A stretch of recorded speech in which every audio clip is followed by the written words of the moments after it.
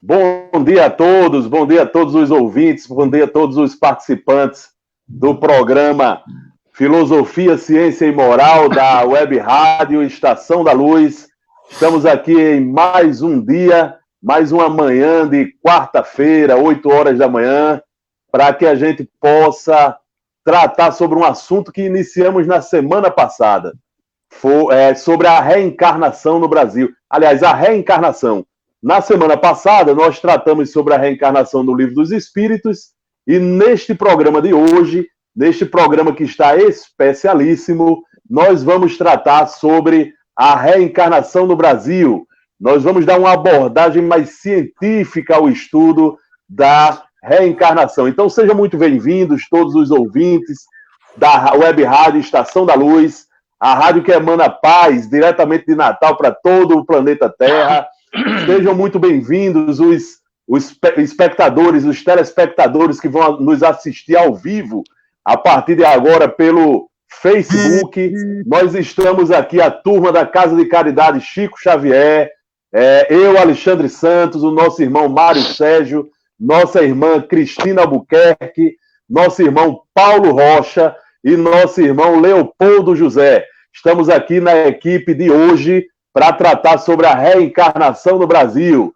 Sem mais demoras, nós vamos fazer aqui uma prece inicial, retirada do livro Fonte Viva, de Francisco Cândido Xavier, pelo Espírito Emmanuel. A lição de número 56, Renasce Agora. Renasce Agora. Ele traz aqui um pequeno trecho do Evangelho de João, no seu capítulo 3, versículo 3, em que João nos relata: aquele que não nascer de novo não pode ver o reino de Deus. São palavras de Jesus Cristo. A própria natureza apresenta preciosas lições nesse particular. Sucedem-se os anos com matemática, previsão, mas os dias são sempre novos. Dispondo assim de 365 ocasiões de aprendizado e recomeço anualmente, quantas oportunidades de renovação moral encontrará a criatura no abençoado período de uma existência? Conserva do passado o que for bom e justo, belo e nobre, mas não guardes do pretérito os detritos e as sombras, ainda mesmo quando mascarados de encantador revestimento. Faze por ti mesmo, nos domínios da tua iniciativa, pela aplicação da fraternidade real, o trabalho que a tua negligência atirará fatalmente sobre os ombros de teus benfeitores e amigos espirituais. Cada hora que surge pode ser portadora de reajustamento. Se é possível, não deixes para depois os laços de amor e paz que podes criar agora, em substituição às pesadas algemas do desafeto. Não é fácil quebrar antigos preconceitos do mundo, ou desenvolver o coração, ou desenovelar o coração, a favor daqueles que nos ferem. Entretanto, o melhor antídoto contra os tóxicos da aversão é a nossa boa vontade, a benefício daqueles que nos odeiam ou que ainda não nos compreendem. Enquanto nos demoramos na fortaleza defensiva, o adversário cogita de enriquecer as munições. Mas, se descemos a praça, desassombrados e serenos, mostrando novas disposições na luta, a ideia de acordo substitui dentro de nós e em torno de nossos passos a escura fermentação da guerra. Alguém te magoa? Reinicia o esforço da boa compreensão. Alguém não te entende? persevera em demonstrar os intentos mais nobres.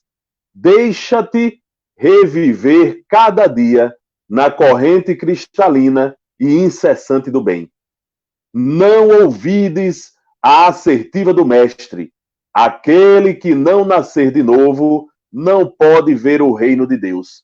Renasce agora em teus propósitos, deliberações e atitudes, trabalhando para superar os obstáculos que te cercam e alcançando a antecipação da vitória sobre ti mesmo no tempo. Mais vale auxiliar ainda hoje que ser auxiliado amanhã. Nesse momento, depois dessa belíssima leitura preparatória, trazida aí pelas mãos do nosso inesquecível Chico Xavier, né? As lições de Emmanuel sobre a reencarnação, nós passaremos a palavra para o nosso irmão Mário Sérgio, para ele fazer a prece de abertura e pedir autorização aos nossos irmãos espirituais para mais um programa Filosofia, Ciência e Moral na Web Rádio Estação da Luz. Mário. Em primeiro lugar, bom dia para todos, bom dia a todos nós que estamos participando aqui dessa live, né, e bom dia também a todos os ouvintes. E nesse momento, né, eu peço que todos nós ergamos nosso pensamento, elevemos nosso pensamento ao alto, a Deus, a Jesus, a Maria, a todos os espíritos que colaboram, né, direto e indiretamente, para que possamos fazer, através nesse momento de distanciamento social e através dos veículos, né, que nos são oferecidos através da internet, que podemos chegar às pessoas. Então, nesse momento, rogamos a Jesus que nos ampare, que nos dê essa devida autorização para que nós possamos levar a sua mensagem, né, o ensinamento trazido por Allan Kardec, seu apóstolo, a todas as pessoas. E nesse momento pedimos o seu influxo de amor, de paz, para que todos nós possamos receber as suas bênçãos, porque ainda somos muitos necessitados ainda do seu carinho, do seu amor, da sua atenção. Então, amado Mestre Jesus, abençoa todos nós, indistintamente aqueles que estejam assistindo ou não, a todos nós, encarnados e desencarnados, nessa manhã de hoje, para que possamos hoje dar o melhor de nós e todos possam sair melhores do que ontem, neste momento. Assim seja. Que assim seja, meu amigo Mário. E agora, como não poderia deixar de ser, nós vamos passar a palavra aqui para o nosso irmão Paulo Rocha, para ele fazer uma leitura e um pequeníssimo comentário, porque a gente tem muito o que falar hoje, viu, meu amigo Paulo, sobre o Evangelho da manhã de hoje. Está com a palavra, meu irmão. Bom dia, Alexandre. Bom dia a todos que nos assistem, que nos ouvem. Sejam todos bem-vindos. Vamos então para a leitura do Evangelho. Evangelho segundo o Espiritismo, capítulo 15. Item 4. O mandamento maior. Mas os fariseus, tendo sabido que ele tapara a boca aos saduceus, se reuniram. E um deles, que era doutor da lei, foi propor-lhe esta questão para o tentar. Mestre, qual o grande mandamento da lei? Jesus lhe respondeu: amarás o Senhor teu Deus de todo o teu coração, de toda a tua alma, de todo o teu espírito. Esse é o maior mandamento e o primeiro mandamento. E aqui está o segundo, que é semelhante ao primeiro. Amarás o teu próximo como a ti mesmo. Toda a lei e os profetas se acham contidos nesses dois mandamentos. Evangelho de Mateus, capítulo 22, 34 a 40. Caridade e humildade, tal a senda única da salvação. Egoísmo e orgulho, tal a da perdição. Este princípio se acha formulado nos seguintes precisos termos: amarás a Deus de toda a tua alma e a teu próximo como a ti mesmo. Toda a lei e os profetas se acham contidos nesses dois mandamentos. E, para que não haja equívoco sobre a interpretação do amor de Deus e do próximo, acrescenta: e aqui está o segundo mandamento, que é semelhante ao primeiro, isto é, que não se pode verdadeiramente amar a Deus sem amar ao próximo, nem amar o próximo sem amar a Deus. Logo, tudo o que se faça contra o próximo, o mesmo é que fazê-lo contra Deus. Não podendo amar a Deus sem praticar a caridade para com o próximo, todos os deveres do homem se resumem nesta máxima: fora da caridade, não há salvação. E aí, fazendo esse breve comentário, Alexandre, a gente traz esse evangelho a abrir de maneira aleatória, e é interessante que casou com a sua leitura preparatória, porque fala muito das dificuldades que a gente passa na nossa vida, nas nossas relações. Então, como você colocou lá na leitura, se alguém te faz alguma coisa, tem que passa pela nossa compreensão. Então, cabe a nós compreender, cabe a nós perdoar, cabe a nós ter essa empatia de entender que todos nós, em alguns momentos, vamos cometer erros, vamos cometer falhas, e ter essa compreensão sobre a vida é justamente esse mandamento maior de amar o próximo. E de, acima de tudo, trazer a caridade e a humildade como pilares, bases para a nossa trajetória, e exercitar a cada dia para que a gente possa, né, dia após dia, nos livrarmos desse orgulho, desse egoísmo que entrava o nosso progresso e o nosso desenvolvimento. Então, esse é o breve comentário da interpretação do Evangelho de hoje, meus irmãos. Muito bom, amigo. Paulo sempre trazendo para a gente grandes reflexões sobre o Evangelho de Jesus, sobre o Evangelho segundo o Espiritismo. Obrigado, meu irmão, pelas palavras. E sem mais delongas, nós vamos iniciar o tema do nosso programa de hoje, a reencarnação perante a ciência. No programa passado, nós falamos sobre a filosofia espírita e dentro dessa filosofia espírita, sobre a perspectiva da reencarnação.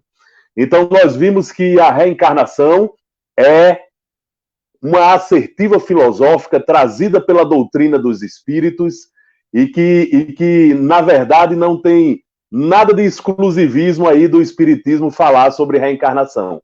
Falamos no programa anterior que essa ideia da reencarnação já permeia a humanidade terrestre, já anda entre nós há muito tempo atrás. Nós já vimos no programa passado, né, que várias civilizações da antiguidade tratavam sobre a questão da reencarnação. E aí é preciso que a gente saiba que hoje, modernamente, grande parte desses ensinamentos e grande parte desta compreensão acerca da reencarnação hoje encontra um adversário forte, que é o dogmatismo religioso. O dogmatismo religioso, principalmente no Ocidente, não falo do Oriente, porque lá no Oriente a ideia da reencarnação é bem mais viva do que no Ocidente. Né? Aqui no Oriente, aqui no Ocidente, infelizmente, religiões que dominaram a cena da organização social da humanidade ocidental, infelizmente, resolveram algumas dessas religiões colocar uma pá de cal em cima do tema da reencarnação. Tentaram esconder isso do povo, tentaram, né, esconder isso através de dogmas que impediam a discussão acerca da reencarnação, mas, como diz o nosso querido Hernani Guimarães Andrade, grande cientista e espírita, que se dedicou ao estudo da reencarnação aqui no Brasil, e inclusive é em cima de uma obra dele que nós vamos tratar hoje sobre a reencarnação perante a ciência. Segundo o próprio Hernani Guimarães Andrade, chega um momento em que a própria sociedade fica saturada de tantas dúvidas que ela tem acerca daquilo que é tão normal na sua vida, que é a reencarnação. Portanto, modernamente surgiram, né, movimentos filosóficos e movimentos científicos que voltaram à pauta da reencarnação e voltaram a tratar sobre a reencarnação. E aqui no Brasil, um dos grandes nomes na ciência que ficou responsável por esse departamento da reencarnação é exatamente o grande Hernani Guimarães Andrade.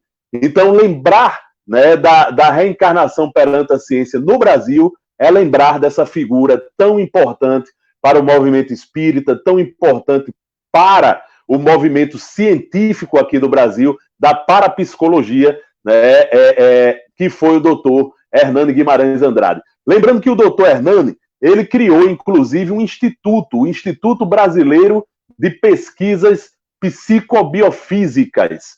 Então, esse instituto, durante muito tempo, ele catalogou casos que sugeriam reencarnação, e o doutor Hernani adotou um método científico, que Mário vai falar sobre ele mais tarde, daqui a pouco. Ele adotou um método científico para poder estudar cientificamente esse fenômeno da reencarnação. Então, é muito importante que a gente também cite para vocês algumas referências que acabaram também influenciando o doutor Hernani Guimarães Andrade, como, por exemplo, a referência mundial no estudo da reencarnação aqui no Ocidente, né? Porque no Oriente nós temos muitos cientistas que tratam sobre esse assunto, que foi o professor Ian Friedman Stevenson, também conhecido como Ian Stevenson, né? Nós estamos no Brasil, falamos português, então seria bom que a gente trouxesse a pronúncia para próximo da gente. Então, o doutor Ian Stevenson, ele nasceu em 31 de outubro de 1918, lá em Montreal, no Canadá, e ele faleceu, ele desencarnou no dia 8 de fevereiro de 2007, aos 88 anos de idade, na cidade de Charlottesville, nos Estados Unidos, onde ele dedicou a sua vida inteira de estudos científicos. Foi lá nos Estados Unidos, foi lá que ele se radicou. Então, ele foi um cientista, ele foi um professor, ele era psiquiatra, né? E ele era radicado na Universidade da Virgínia. E lá na Universidade da Virgínia, o principal tema das pesquisas do Dr. Ian Stevenson foi exatamente a reencarnação, o relacionamento entre a mente e o cérebro, né? Ou seja, entre o espírito e o cérebro carnal, né? De que forma se dá essa relação, a continuidade da personalidade após a morte. Esses eram os temas centrais da obra científica produzida pelo Dr. Ian Stevenson. Uma outra observação importante que a gente faz sobre o Dr. Ian Stevenson é que ele se interessou pelos estudos da reencarnação após vencer uma competição de ensaios científicos sobre fenômenos paranormais. Então, teve uma competição de ensaios científicos sobre fenômenos paranormais, em homenagem a um dos pioneiros do estudo da paranormalidade, que foi o William James. Então, o William James, que já era falecido, né, deixou um legado, uma obra científica para ser estudado, e aí as universidades que tinham esses estudos paranormais, em fenômenos, centrados em fenômenos paranormais, resolveram fazer uma competição de ensaios científicos. E aí quem escreveu um dos ensaios científicos para essa competição foi o Dr. Ian Stevenson. E ele conseguiu vencer essa competição, e a partir daí ele começou a dedicar toda a sua história na ciência, na parapsicologia, no estudo dos fenômenos paranormais, justamente para tentar compreender a reencarnação. Ele tornou-se, então, o fundador da moderna pesquisa científica a respeito da reencarnação, ficando famoso, né, por recolher e analisar meticulosamente casos de crianças que pareciam lembrar de vidas passadas sem a utilização do fenômeno, do recurso da hipnose. Então, uma das grandes contribuições do Dr. Ian Stevenson é que, até então, todos os casos que sugeriam reencarnação eram estudados através da prática da hipnose. Então, o paciente, ele era tratado, a hipnose era feita, e a partir dali ele tinha acesso àquilo que poderia ser registros de vidas anteriores. Só que o Dr. Ian Stevenson pensou o seguinte: não, como há muita crítica na ciência em torno dessas hipnoses, eu preciso estudar os traços da reencarnação que foram deixados pelas pessoas espontaneamente, sem precisar fazer com elas nenhum recurso de hipnose.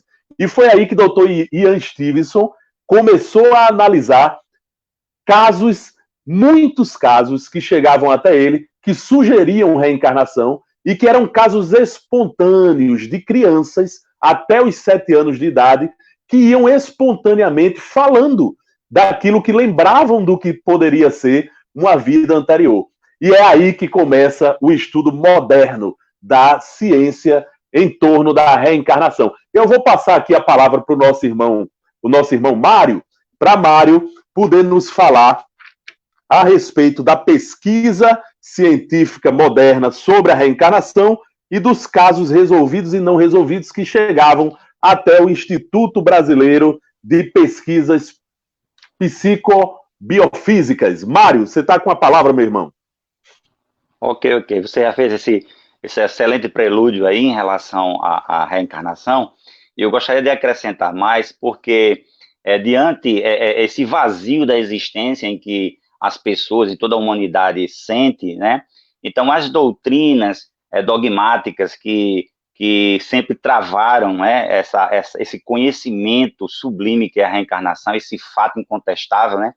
E nas culturas orientais, eles criaram dogmas da reencarnação, quer dizer, lá é uma coisa indiscutível a reencarnação.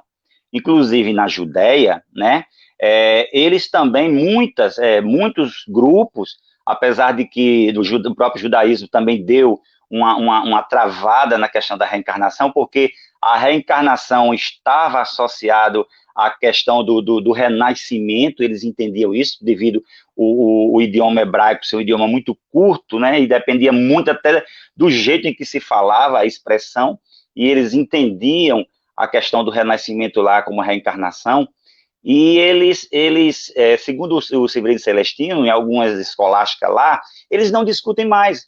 Quando ele foi falar sobre reencarnação, ele diz, vocês ainda discutem reencarnação? Aqui nós temos certeza, a convicção de que isso é natural, né? Mas, devido a aqui no Ocidente, nós temos o materialismo exacerbado, né? E também as igrejas reformadas, elas também adotaram esse dogmatismo de travar a reencarnação, né, do nascer de novo ser o nascer da parte moral, né, por atos, que isso é natural, que nós possamos fazer novos atos e fazer com que seja uma nova vida, mas na qual a tradução do Evangelho em relação a nascer de novo está bem explícita por Jesus, naquela conversa com Nicodemos, né, no Evangelho de Mateus, e em outros evangelhos também, dos outros evangelistas, está bem explícita.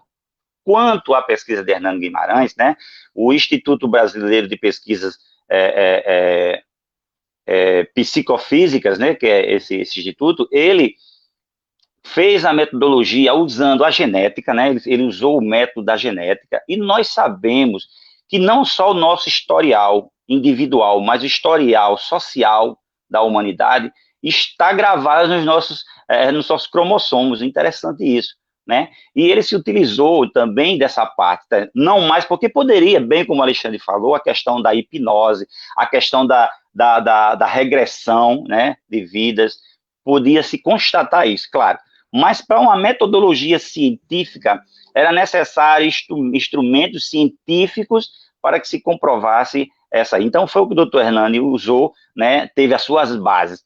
E aí o Instituto, ele foi recebendo todas aquelas análises, né, de casos de reencarnação.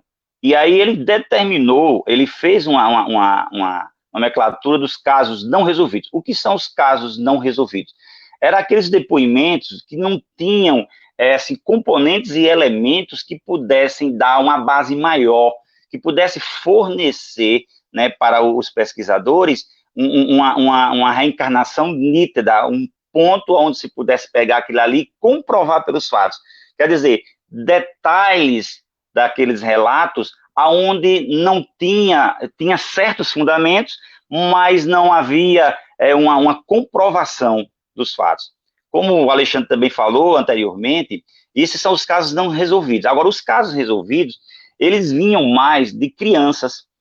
As crianças de tenra idade, ela tinha uma probabilidade maior de relatar realmente aonde eles nasceram, quais eram os seus nomes anteriores, a relação com as pessoas que conviviam, os lugares. Então, isso dava uma certeza, uma autenticidade às reencarnações. E aí esses casos ele determinou como casos resolvidos, né? Então esses casos resolvidos são o que traz essa base da pesquisa, né? É o que faz com que a análise seja comprobatória de que a reencarnação é mesmo realmente um fato entre nós, né? E aí a gente pode colaborar com Albert Einstein, né, em questão da ciência e da religião, que sempre se degladiaram, né, no curso da humanidade, e o Einstein falava uma coisa muito interessante, ele dizia que a religião e a ciência, eles são complementos, né, e que a ciência sem a religião é capenga, e a religião sem a ciência é cega. E aí nós vemos os cientistas trazer para nós, né, essa comprovação, essa coisa inexorável, né, que é a reencarnação, uma coisa indiscutível entre nós. E que hoje a sociedade ainda pouco conhece, a sociedade ainda pouco se importa, tirando a racionalidade, né, da sua existência, em detrimento da existência do outro, como se nós não tivéssemos um Deus bom, um Deus justo, um Deus grande, né? Então, a parte da ciência que analisou toda essa parte aí, uma ciência de observação, né, através dos fatos constatados de pessoas, de relatos, né, faz com que nós possamos reconhecer a reencarnação. E o Brasil não poderia ficar de fora, sendo o berço, né, coração do mundo, pátria do Evangelho, como dizia Humberto de Campos, não poderia ficar de fora dessas pesquisas, né, e de fatos tão excelentemente constatados pelo Dr. Hernando Guimarães. Excelente explanação, meu amigo Mário. Valeu. E assim, Mário, nós observamos essa obra deixada por Dr. Hernando Guimarães Andrade, chamada Reencarnação no Brasil. E aí todos os nossos ouvintes, os nossos espectadores lá do Facebook, que tiverem interessados nessa discussão toda que nós estamos trazendo aqui, procura nas livrarias espíritas o livro Reencarnação no Brasil, de Dr. Hernando Guimarães Andrade. Ele também tem em PDF nessas livrarias virtuais, tá? É muito interessante a leitura. Então, neste livro, Reencarnação no Brasil, o Dr. Hernando Guimarães Andrade, deixa eu ver se eu consigo mostrar o livro aqui, ó. O Dr. Hernando Guimarães Andrade, ele catalogou oito casos que sugerem reencarnação. 8 casos que sugerem reencarnação são casos resolvidos, daqueles que chegavam até o Instituto Brasileiro de Pesquisas Psicobiofísicas, né, o IBPP. Os casos que chegavam lá e que eram casos resolvidos, ele catalogou 8 desses casos emblemáticos e trouxe aqui para a gente. Nós escolhemos desses 8 casos, um deles. É o caso Jacira e Ronaldo, tá? É um caso que comprova a existência da reencarnação através dos estudos de base científica. E para apresentar esse caso para a gente, para que a gente se situe e saiba do que se trata esse caso Jacira e Ronaldo, que está tratado no capítulo 3 do livro Reencarnação no Brasil, de Dr. Hernando Guimarães Andrade, nós vamos convidar a nossa irmã Cristina Albuquerque, para ela poder nos dizer. Nos diga aí, Cristina, por favor, do que se trata esse caso Jacira e Ronaldo. Quem é Jacira e quem foi Ronaldo? Bom dia a todos que nos ouvem, que nos assistem aqui através dessa rádio. E eu estou com esse papel delicado de apresentar para vocês esse caso de Jacira e Ronaldo. Esse caso foi divulgado já algumas vezes em forma de monografia, que, para quem não sabe, a monografia é um estudo que se faz em cima de um problema ou de um assunto, e pode ser essa pesquisa pode ser através de bibliografias que já existam, pesquisa de campo, outros meios também.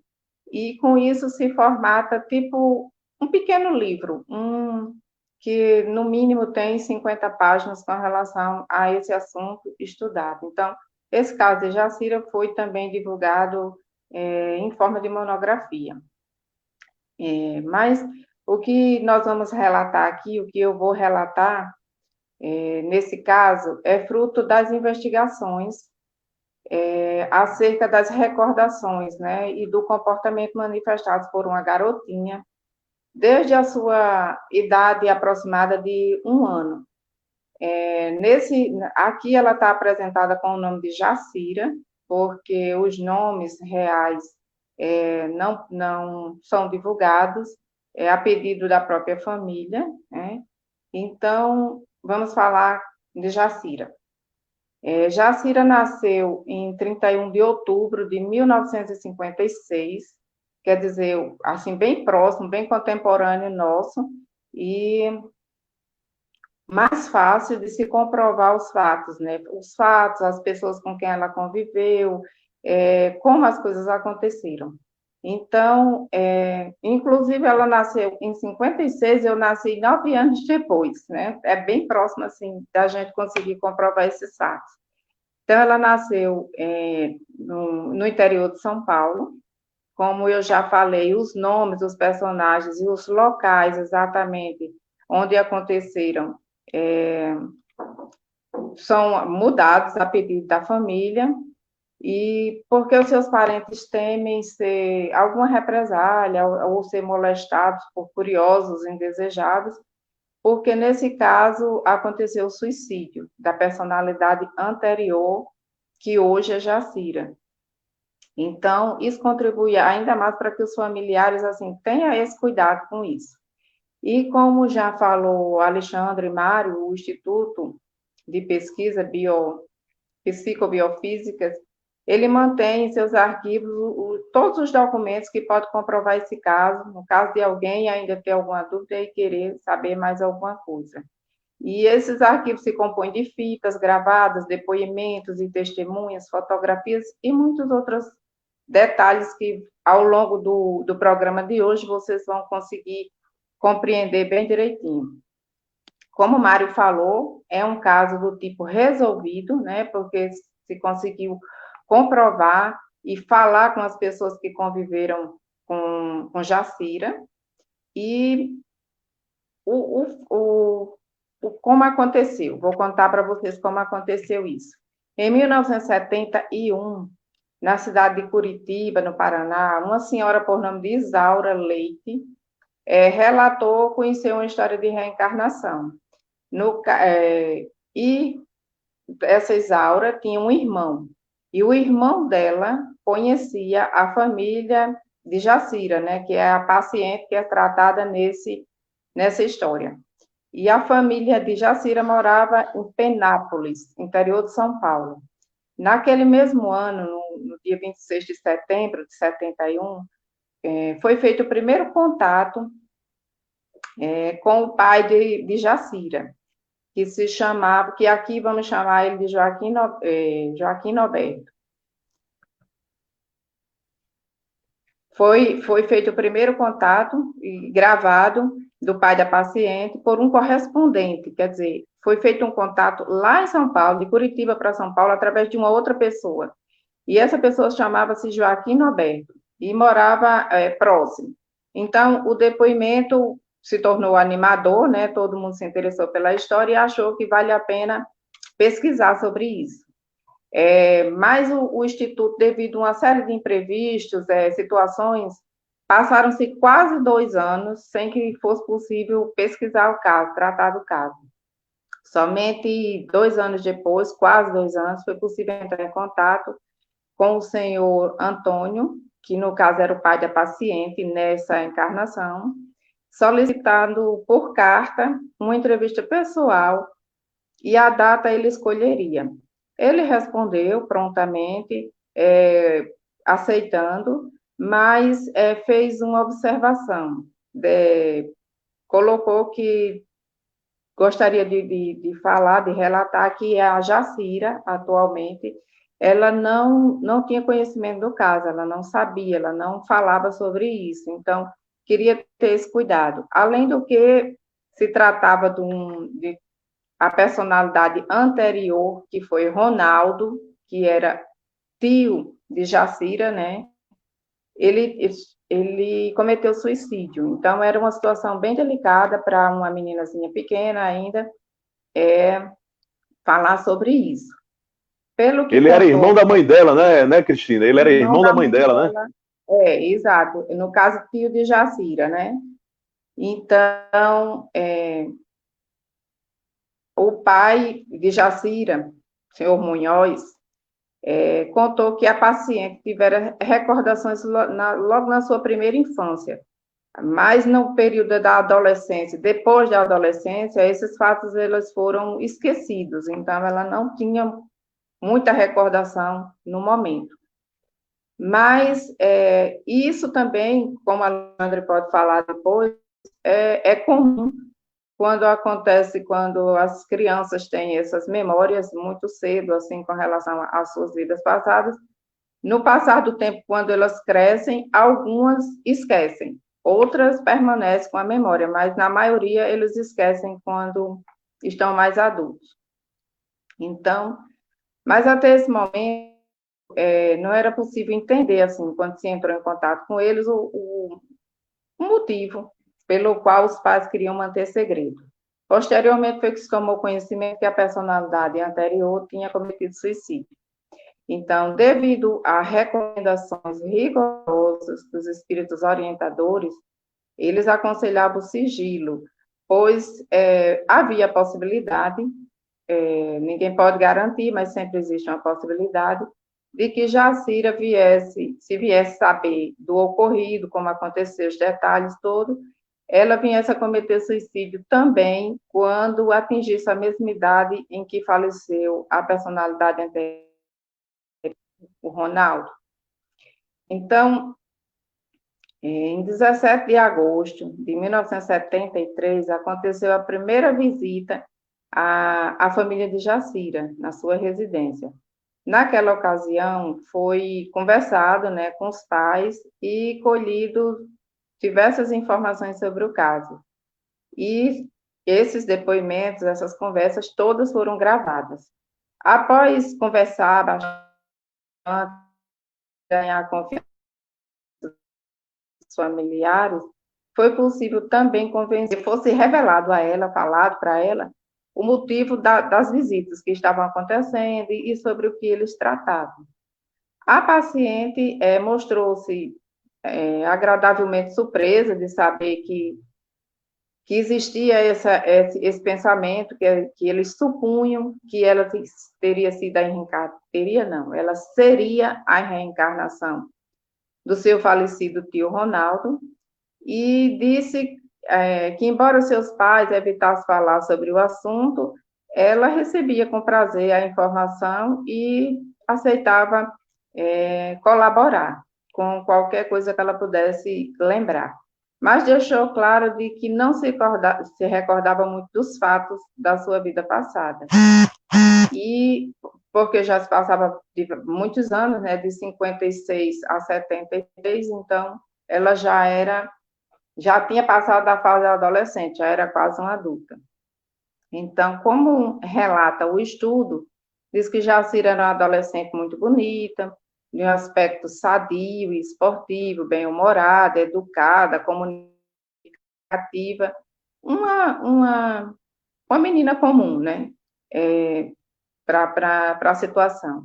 Gostava de se vestir simplesmente, preferindo sempre calças compridas e camiseta, e não gostava muito de se enfeitar, de usar esses detalhes que menina geralmente gosta, né, nessa fase de idade. E até os 17 anos, como foi relatado, ela não tinha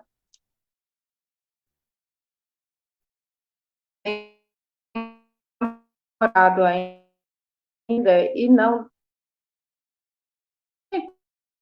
gostava um modo de ser menos feminino que o normal. Não gostava de se enfeitar e não demonstrava ser vaidosa.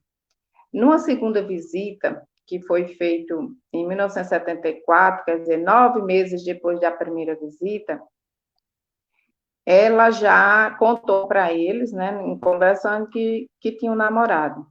Mas falou sem grande entusiasmo, não mostrou entusiasmo de sua parte relativo a esse fato.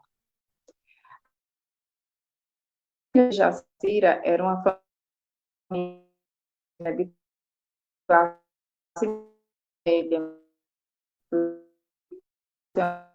interior, gente simples, educada e acolhedora, nisso. Quer dizer, era uma família normal, que se tratava muito bem, que se aceitava muito bem, que conversava. Quer dizer, relata, né, que havia um bom relacionamento entre todos os membros da família. O pai de Jacira, né, o senhor Antônio Munhoz, ele nasceu em 1916, mecânico especializado em aparelhos de refrigeração, aparentemente um homem bom, calmo e carinhoso com os filhos. A mãe também, Marta, demonstrou ser uma pessoa eficiente e afável, era dona de casa e, no momento, já estava rodeada de filhos e netos, aos quais se dedicava todo o seu tempo. O casal é realmente muito simpático, demonstrou isso no momento das entrevistas, e alguns dos filhos já eram adultos, né, e que ainda moravam com o casal.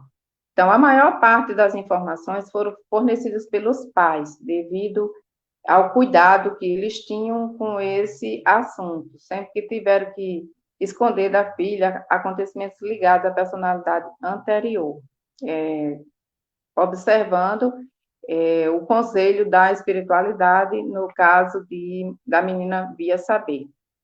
Nos relatos de Dona Marta, a mãe de Jacira, sobre os episódios das recordações, dá para perceber o extremo cuidado que ela tem em não estimular os diálogos com a filha, desviando sempre o assunto, fazendo-se desentendida, não tentando evitar realmente que seja necessário se conversar esse assunto com a filha. E quando se conversava, por esse motivo de não se falar muito sobre isso, ter um determinado sigilo, Jacira se sentia irritada, às vezes, quando criança, e quando fazia algumas perguntas à mãe ou à avó, e eles não respondiam. E ela insistia em ser esclarecida acerca dos episódios, relembrando na sua personalidade anterior. Então, os parentes de Marta são católicos romanos. Então, para eles, acreditar na reencarnação não tem sentido, né? Eles não acreditam na reencarnação. Então, era um motivo a mais para se evitar tocar nesse assunto. Quando, no dia 15 de maio de 1974, num dia visitaram a Jacira e sua família, e no outro dia foi visitado a avó de Jacira, Dona Odila.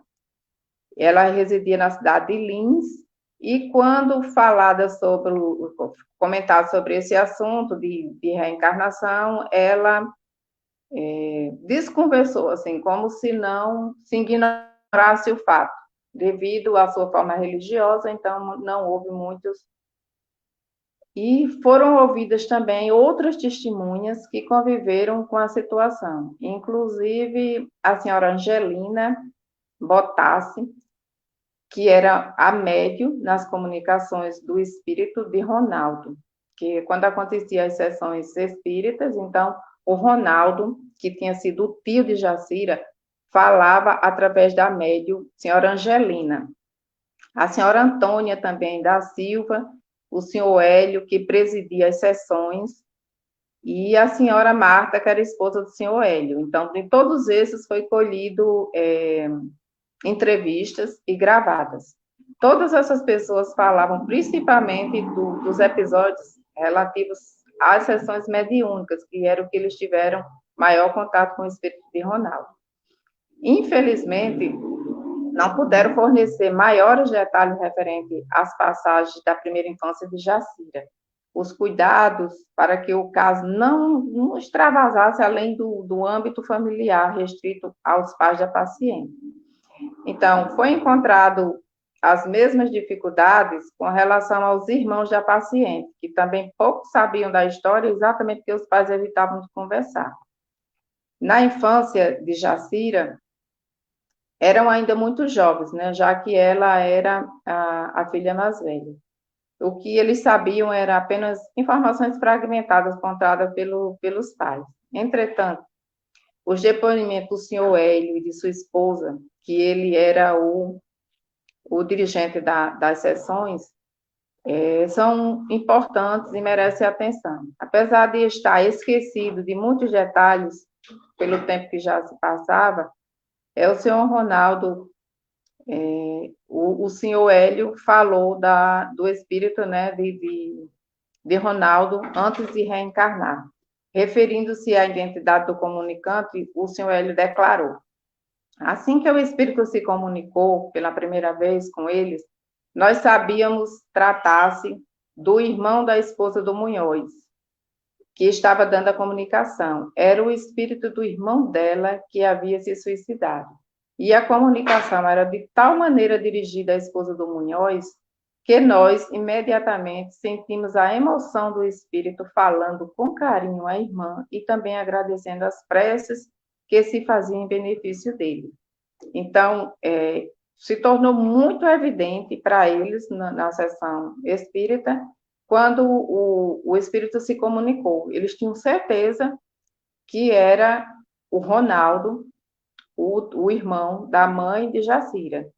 E o espírito dizia que em breve voltaria a reencarnar-se e que seria no lado Munhoz. Uma observação interessante feita pelo senhor Hélio diz respeito ao comportamento da mãe de Jacira. A esposa do Munhoz sempre foi uma senhora muito reservada, ela nunca era expansiva em contar as peripécias dos filhos em nada, era uma pessoa muito fechada. Então, talvez esse fato explique o medo de que o caso também seja divulgado.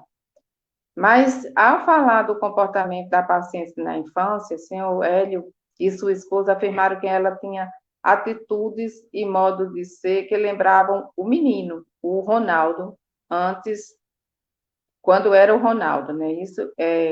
Ela se portava tipo um garotão, mais disposta, no modo de cortar o cabelo, usava sempre o cabelo curto, e vivia correndo pelos quintais, terrenos baldios, subindo em árvore, pulando em muro, brincadeiras assim, um pouco mais violentas, brincadeiras que mais dos meninos do que das meninas. Mas mesmo assim era uma criança muito carinhosa e muito meiga. O senhor Hélio e sua esposa disseram ainda que Jacira fora estrábica quando pequena. E o Ronaldo também tinha sido estrábico, dos dois olhos, né? E esse defeito corrigiu-se espontaneamente, o que tem muita correspondência com o Ronaldo. Isso é o que relata o livro com relação ao caso de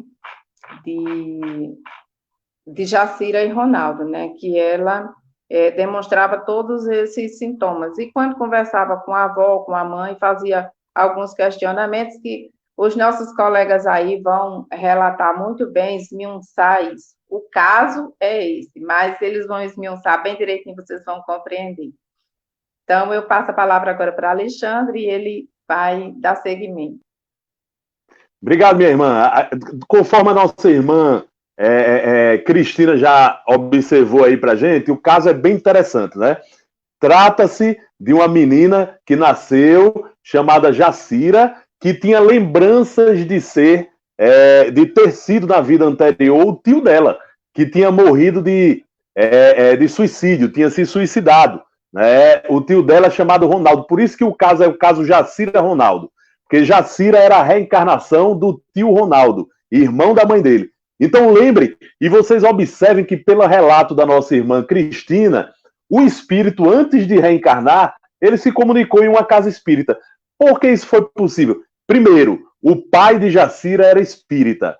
E lembrem-se, a mãe de Jacira era de uma família católica, então ela tinha receio de tratar da questão da reencarnação, porque a família era extremamente católica. Então a gente vai chamar o nosso irmão Léo para ele nos falar sobre esses fatos relevantes que antecederam o nascimento de Jacira e sobre a infância de Jacira.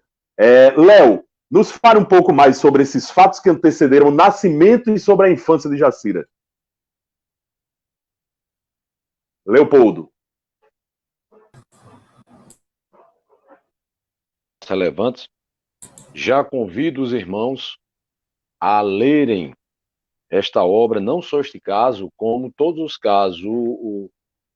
O livro é belíssimo. Esse caso, então, é de uma particularidade maravilhosa. Então, os fatos relevantes que antecederam o nascimento de Jacira, nós vamos começar a falar agora exatamente do nosso irmão Ronaldo, que vinha a ser o tio de Jacira, não é isso? No dia 15 de janeiro de 51, faleceu na cidade de Lins, estado de São Paulo, Brasil, com a idade de 28 anos, o jovem Ronaldo Gomes Barroso. A causa-morte foi suicídio por envenenamento com formicida dissolvido em guaraná.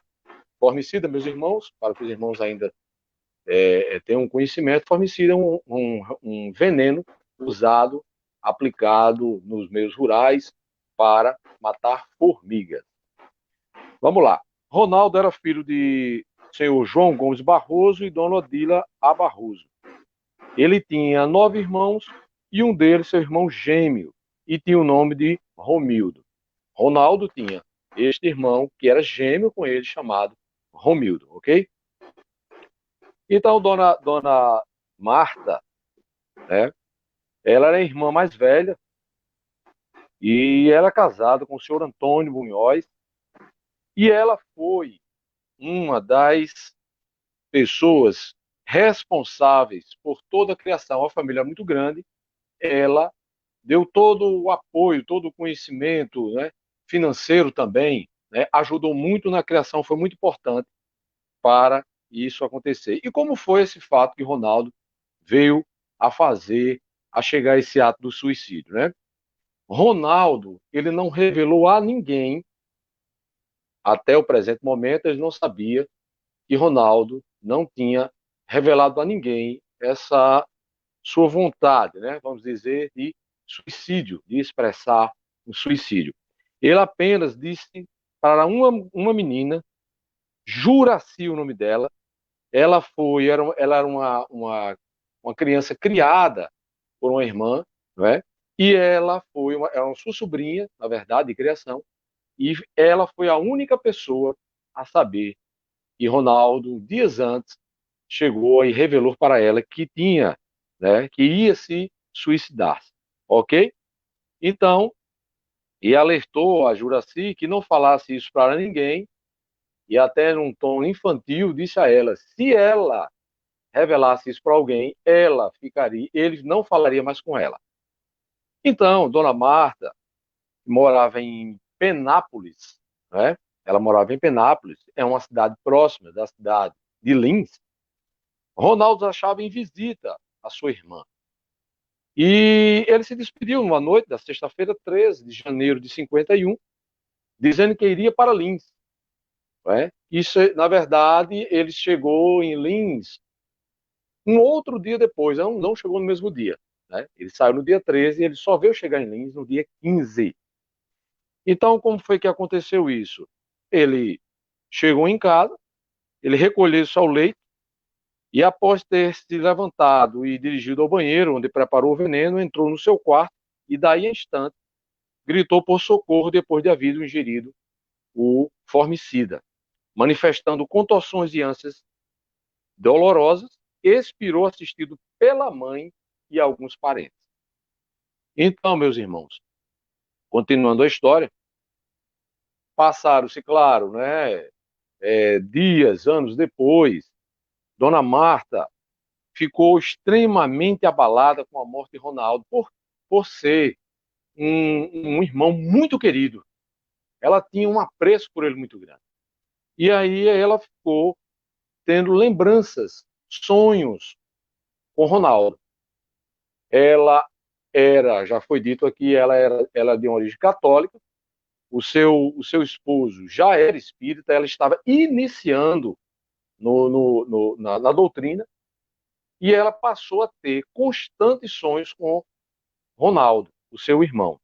E os sonhos, ela conta nos seus depoimentos, que ela se via em uma carruagem e em seguida, rápida em meio a uma tempestade, eu via, apavorado, eu via o caso Ronaldo, né? correndo no meio do temporal enquanto caíam os raios e eu gritava, né?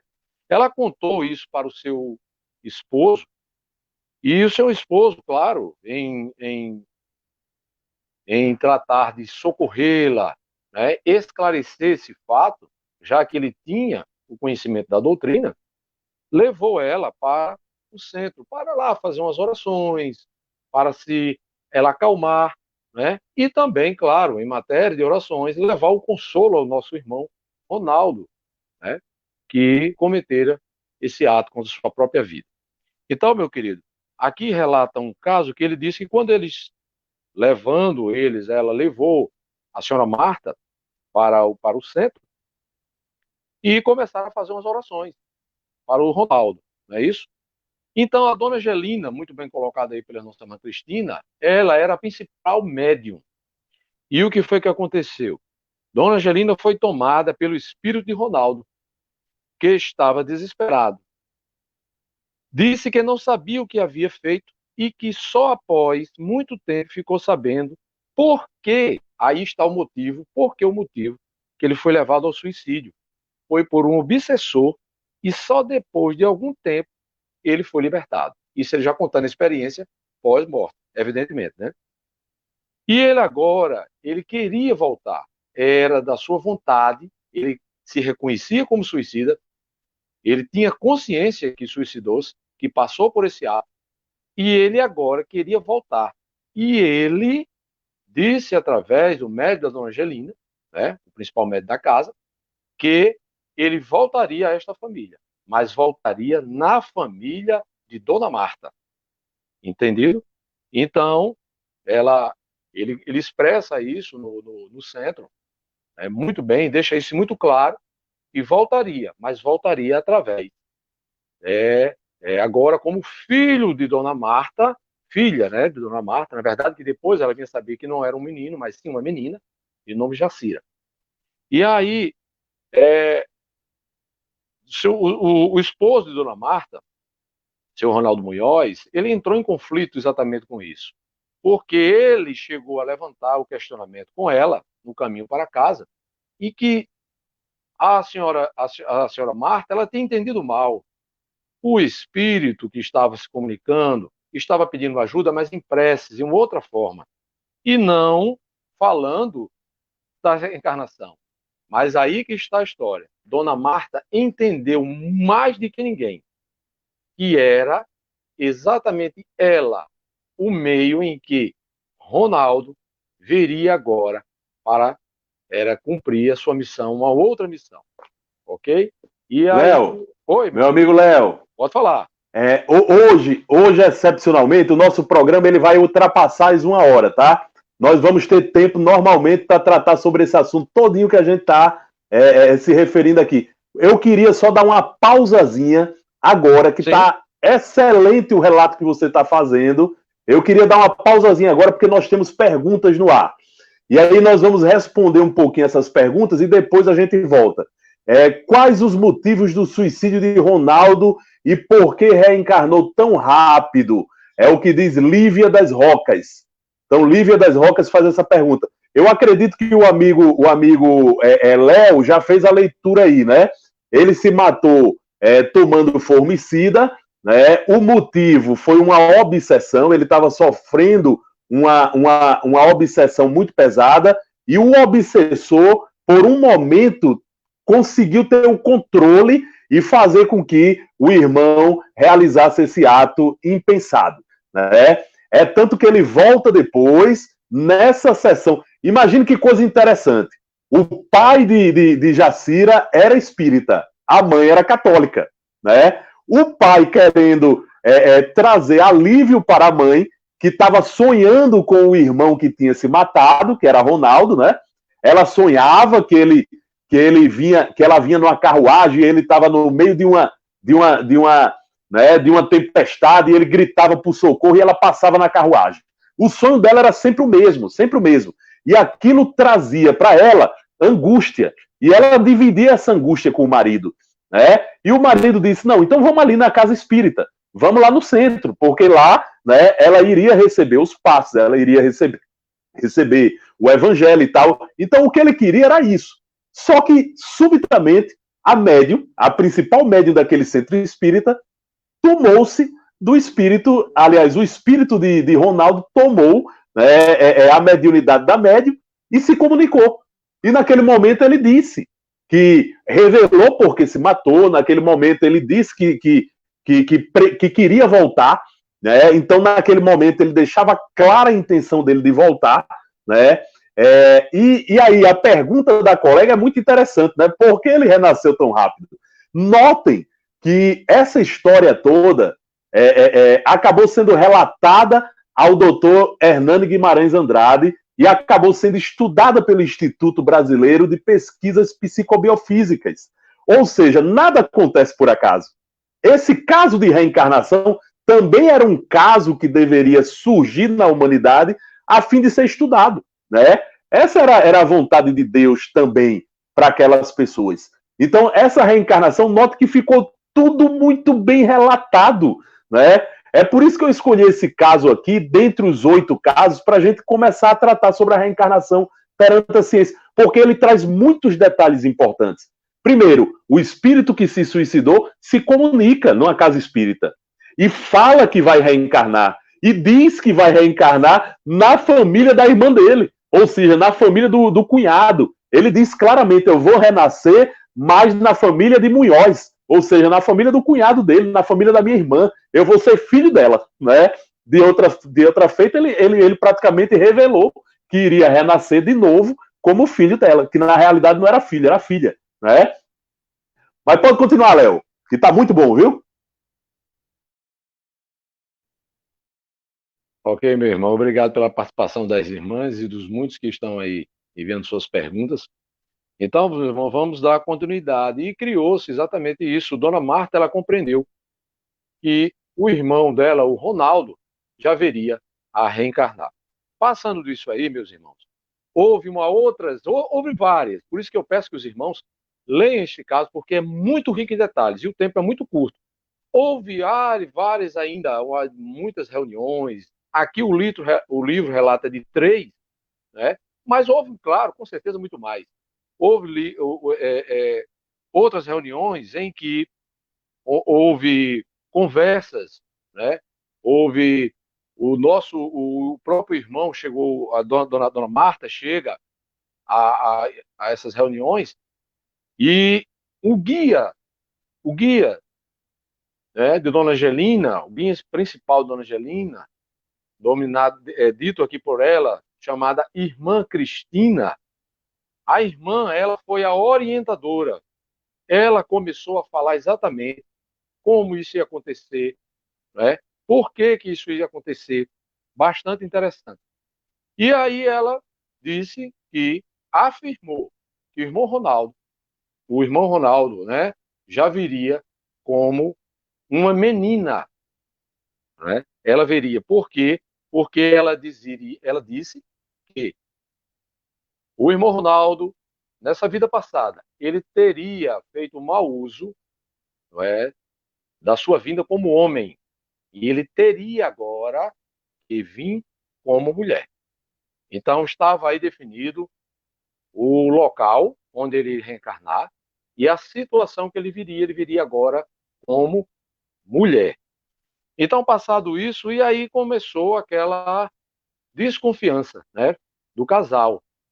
Dona Angelina, Dona Marta, ela já tinha um filho, né? Ela já tinha um filho, e aí é um outro problema em particular, muito interessante. Por Dona Angelina ter engravidado outras vezes, o que aconteceu? A dificuldade, os filhos dela eram muito grandes, e dificultava o parto dela.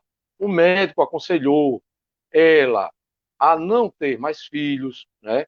Ou a ter bastante cuidado quando uma próxima gravidez. Por quê? Porque essa dificuldade poderia, inclusive, levar até mesmo ao desencarne dela. Mas ela aceitou. A irmã Cristina, né, a guia da irmã Angelina, ela pergunta se a irmã Marta ela tem consciência da responsabilidade da missão que ela assumiria a partir de agora. E ela afirma que sim, ela queria ser a portadora deste irmão que agora viria à Terra como uma irmã. E ela aceita todos os riscos dessa gravidez.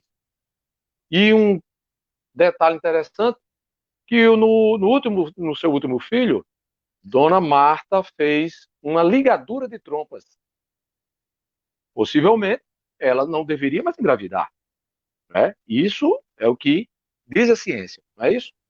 Inclusive, Léo, esse era um dos motivos porque o marido, né, duvidava de que ele iria renascer. Por quê? Porque ele sabia que a esposa tinha feito uma ligadura de trompa. Agora, é importante a gente esclarecer o seguinte, Léo. Naquela época, as ligaduras de trompa eram feitas diferente do que é feito hoje. Eles davam tipo que um nó. E isso não era totalmente eficiente. Muitas vezes, em muitos casos, pessoas que tinham feito ligadura de trompa engravidavam. Era muito comum naquela época, viu? Só um adendo, viu, amigo? Ah, tranquilo, irmão. E me corrija aí sempre se acrescentar algum detalhe. O irmão ou algum do irmão aí pode intervir sem problema algum. Ok? Por isso que eu digo que o livro é muito cheio de detalhes, a gente às vezes perde um. Então, meus irmãos, passou-se, claro, evidentemente, um mês e a dona Marta, ela constatou que ela estava grávida. Passaram-se a gravidez, a gestação, e aí sim, ela perguntando sempre a guia espiritual de Dona Angelina, o medo que ela tinha, ela sabia, já tinha algum conhecimento espírita, e a gente sabe que quando um irmão comete esse ato, né, criminoso e atenta sobre sua própria vida, é possível que em uma outra vida, quando ele venha sofrendo algum defeito. O corpo venha, o perispírito ficou projetado, ficou muito marcado naquele irmão, e ele venha com esse defeito. Dona Marta pergunta várias vezes a irmã o medo que ela tinha, que a própria filha, já sabendo que era uma menina, se essa menina veria com um defeito. A irmã Cristina, né, avisa para ela que ela não se preocupasse. A criança nasceria normalíssima. Porém, ela afirma para a dona Marta que o problema não estaria mais com a criança, e sim com ela. Porque ela sentiria, na sua gestação, um período de 9 meses, complicações, muitas complicações. E ela passa a se comunicar, né, que ela sente queimaduras, ela sente dores, a boca dela, ela estourou toda a boca, ela sentia náuseas. Ela afirma que uma Sentia gosto de veneno em tudo que bebia. Tudo que ela sentia, esse gosto de veneno, certo? Então, foi várias comprovações em que a irmã Cristina falava com ela e ela pôde comprovar na prática o que a irmã Cristina estava dizendo, o que o médium estava dizendo, a veracidade do que o irmão estava falando. Então, o que aconteceu, só colaborando aqui, um processo levou 5 anos, meu irmão. 5 anos foi o tempo em que foi cometido o suicídio e o período que Ronaldo, agora Jacira, né, se preparou para vir. Então, vamos passar por mais algumas coisas, adiantando que nós temos outros irmãos para falar aqui. Ela toma ciência, ela vê tudo isso, né? E um outro pormenor relevante, comunicado após, em 74, já falamos sobre isso também, né? Sobre a veracidade da irmã Cristina, e ela disse aqui que a boca ficava com feridas em carne vivas, eu sentia que era roída por dentro, e então caía. E um detalhe também dessa gravidez muito importante, meus irmãos. Aos 8 meses de gestação, ela perdeu os sentidos e caiu. O que ocorreu, todos, claro, se apavoraram e procuraram recursos e conselhos com o guia espiritual. Este os acalmou, afiançando-lhe que a criança seria salva. Receitou um chá, viu? Um chá de uma erva cujo nome é funcho. A irmã Marta passou por tudo isso, tomou um chá, e na mesma hora, ela relata aqui, que quando ela tomou esse chá, passado pelo guia espiritual, na mesma hora, o detalhe, quando ela caiu, ela não sentiu mais a criança mexer. Ao ela tomar esse chá, a criança volta a dar sinais que estava viva. Ok? Então, um outro caso relevante foi o parto. O parto dela foi muito doloroso.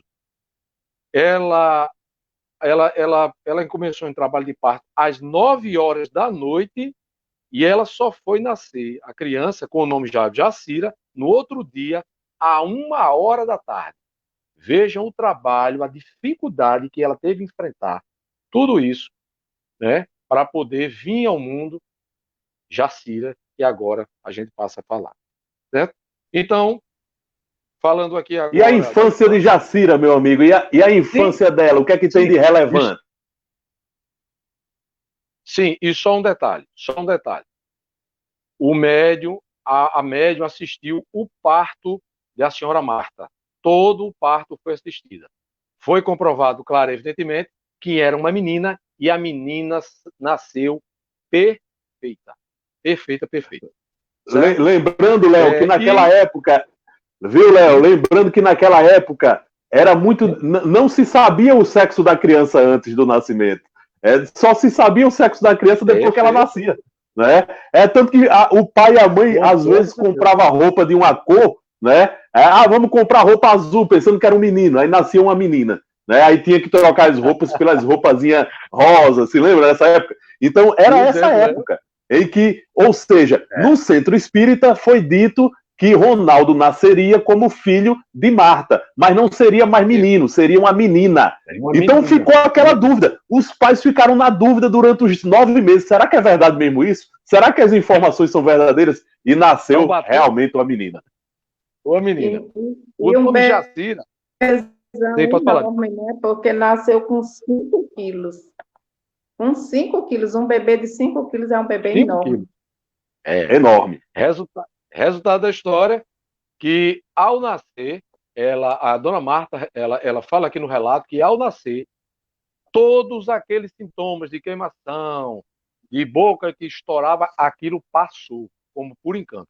Tudo passou. O nome Jacira foi sugerido por uma grande amiga deles que desencarnou dias antes, a senhora Margarida.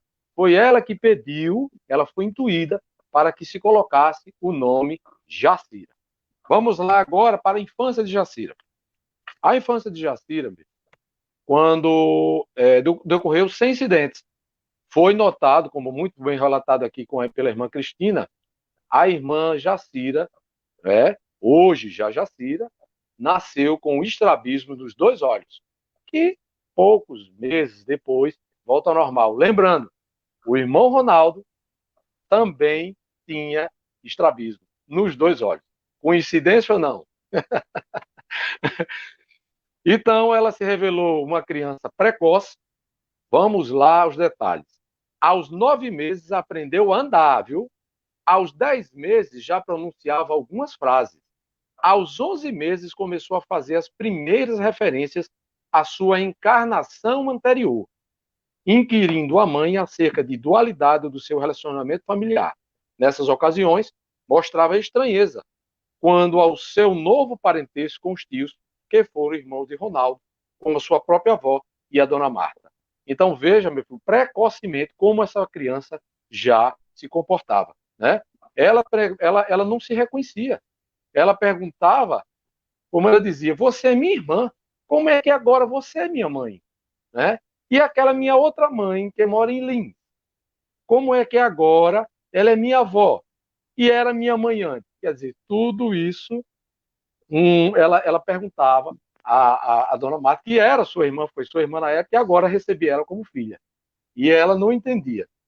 Então, as referências da paciente aos fatos, elas começaram a ter maior referência após os 18 meses de idade. Então, foi realmente se comprovando isso. O crescimento da intensidade passou dos próximos 4 anos, quando, posteriormente, ao atingir a puberdade, a memória dos fatos extinguiu-se totalmente.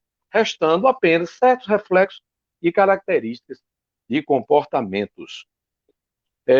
Como foi relatado pela nossa irmã Cristina também, a família fazia muita questão de manter isso em sigilo, porque ela tinha medo que fosse revelado isso para a criança e ela ser tomada também de uma vontade e um crescimento de um suicídio. Então, foi mantido todo o silêncio, também pela guia espiritual que orientou essa família a manter essa criança em sigilo de todos esses seus fatos, tá bom? Então, ela liga aqui que ela lembra de muita coisa, que ela nunca esteve no local onde Ronaldo morou, onde morava os avós, ela nunca esteve nesse local, ela se lembra de fatos, de menos fatos que o nosso irmão Paulo, com certeza vai falar. E para encerrar, meus irmãos, aqui, o seu esposo, ele chegava muitas vezes do trabalho e via a sua esposa aflita, né? Então, ela tentava de muitos modos, acalmá-la.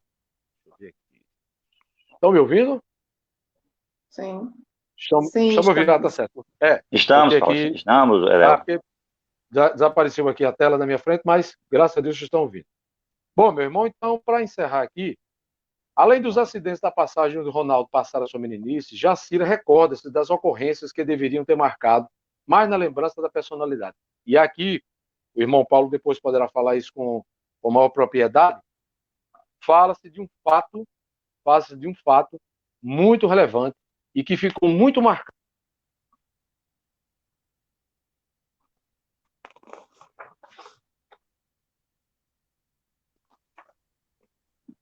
Tá mudo, Léo. Perdemos o contato. O nosso irmão Léo deve ter... Perdemos o contato de Léo. Agora eu queria fazer o seguinte, meus irmãos, minhas irmãs, aqueles que nos assistem, que nos acompanham, nós vamos fazer uma pausa nessa discussão toda. Vamos responder aqui a pergunta da nossa querida Alexandra Chaves, que está perguntando aqui, ó, o irmão pediu para voltar porque ao chegar no plano espiritual se arrependeu pelo ato de cometer o suicídio? Não tenha dúvida, com certeza esse foi um dos fatos que fez com que o nosso irmão Ronaldo pedisse para voltar, tá bom? Mas claro que dentro disso tem toda uma vontade de Deus por trás disso tudo. Tinha um comentário anterior, Delson, meu amigo Delson, programa maravilhoso de Delson ontem, Cristina, bom dia a todos, Cristina que está aqui entre nós. Então, nós queremos, nesse momento, Fuede Quintal, bom dia, amigos, paz e luz com Jesus. Sejam muito bem-vindos, todos vocês. Muito obrigado pela interação de todos vocês. Eu queria pedir aos irmãos um pouco de Marilene Labella. Bom dia a todos. Que felicidade rever o amigo Leopoldo. Infelizmente, Leopoldo caiu, mas enquanto ele estava aqui, foi realmente muito interessante ouvir Leopoldo. Estamos aqui de novo. Já fez a conexão aqui. Oi, já voltou Leopoldo. Mas vamos fazer o seguinte, a história está muito interessante e nós temos muitos colegas que estão participando aqui da transmissão ao vivo que estão com imperativos de trabalho, estão precisando voltar ao trabalho. Então nós vamos fazer o seguinte, nós vamos dar uma pausa em toda essa história maravilhosa de Jacira e Ronaldo e no próximo programa, na próxima semana, a gente vem com o desfecho dessa história toda. A gente relembra o que falou até agora e desfecha essa história toda com a participação de Paulo, que vai falar vai continuar falando a respeito da tabela de recordações da paciente, que é muito interessante, tem muito mais coisas aí para a gente falar sobre as lembranças de Jacira, né? E logo depois vai fechar tudo o nosso irmão, na próxima semana, o nosso irmão Mário vai falar como é que isso foi abordado cientificamente pelo Dr. Hernani, como é que ele chegou à conclusão de que esse caso era um caso que sugeria reencarnação e não outros fenômenos. Então, o nosso irmão Mário, na próxima semana, vai falar das hipóteses que poderiam explicar essa história toda que a gente está falando, né? Das hipóteses que poderia ser várias hipóteses, né? Uma fraude, a criptoamnésia poderia explicar também essa situação, a telepatia, a incorporação mediúnica, a memória genética, e como é que o doutor Hernani rechaçou tudo isso e ficou com a reencarnação, né? Isso o Mário vai falar para a gente na próxima semana, fechando esse assunto. Então eu queria agradecer a todos a participação. A nossa irmã Cristina quer falar alguma coisa? Pois não, Cristina? Só para a gente mandar um abraço muito apertado para a nossa amiga e irmã da Casa Chico Xavier, Lene, essa Marilene Labella que aparece aí, Helene, que está nos assistindo lá de São Paulo. Helene é a querida Lene. A querida Lene, irmã do Titão, que está nos assistindo lá de São Paulo. Seja bem-vinda, Lene. E eu já convido Lene e Titão, esse casal maravilhoso, a na próxima semana, quarta-feira, às 8 horas da manhã, voltar aqui e nos assistir aí ao programa da Casa de Caridade Chico Xavier. E aí eu queria convidar a nossa irmã Cristina para fazer a prece de encerramento e já, mais uma vez, chamar... Aliás, antes, Cristina, antes de você fazer a prece, nós vamos chamar o nosso irmão Tavares, que vai apresentar para a gente a programação dessa semana da rádio, da Web Rádio Estação da Luz. Amigo, a gente vai deixar isso para uma próxima vez, que a gente também tem uma questão do trabalho. Tá. Mas tá bom, Cristina. Está corrido hoje. Tá corrido. Tá bom, Cristina, então. A prece, Cristina, por favor. Certo. Então, que possamos, nesse momento, elevar o nosso pensamento a Deus, silenciar a nossa mente um pouco, o nosso coração, e agradecer a Deus, Pai Todo-Poderoso, Criador de todas as coisas, por todas as oportunidades, por esse momento de estarmos aqui neste programa, falando sobre a doutrina espírita. Agradecer pela nossa vida, pela nossa oportunidade de vida nesse orbe, pelo nosso trabalho, pela nossa família, pelos nossos amigos. Agradecer infinitamente.